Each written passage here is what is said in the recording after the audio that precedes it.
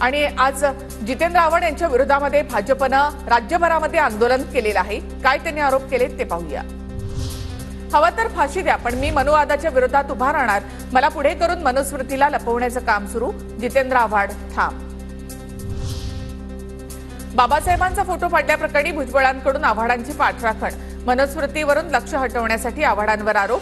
आव्हाडांनी माफी मागितली, त्यांची भावना समजून घ्यायला हवी। भुजबळांची प्रतिक्रिया।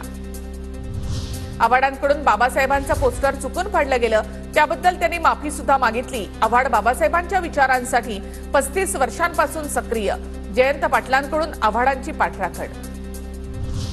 छगन भुजबळ आणि जयंत पाटलांनी पाठराखण केल्यानंतर जितेंद्र आव्हाड यांनी मानले दोन्ही नेत्यांचे आभार। मनुवादी आता मनुला माझ्या मागे लपवत आहेत, पण मी ते होऊ देणार नाही। आव्हाड आपल्या भूमिकेवर ठाम।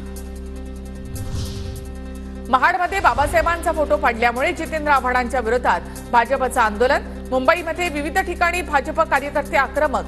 नागपुरात आव्हाडांच्या प्रतिकात्मक पुतळ्याचं दहन, तर कोल्हापूरमध्ये बाबासाहेबांच्या पुतळ्याला दुग्धाभिषेक।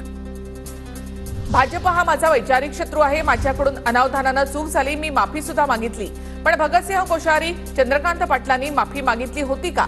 जितेंद्र आव्हाड यांचा सवाल। जो फोटो फाडणार आणि जाळणार त्यावर बाबासाहेबांचा फोटो कशाला छापायचा? माझ्यासारख्या अनेक लोकांना वेदना झाल्या, त्यांनी अद्दल घडवण्याची गरज आहे। हसन मुश्रीफ यांची आव्हाडांवर टीका।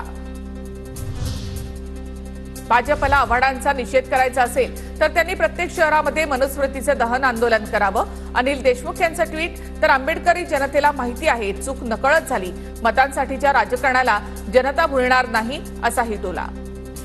जितेंद्र आव्हाड यांच्यावर कारवाई झाली पाहिजे। महाडमध्ये बाबासाहेबांचा फोटो फाडल्यानंतर आशिष शेलार आक्रमक, तर जितेंद्र आव्हाड मनोविकृत माणूस, यांच्या विरोधात गुन्हा दाखल करा। आमदार गुलाबराव पाटील आक्रमक।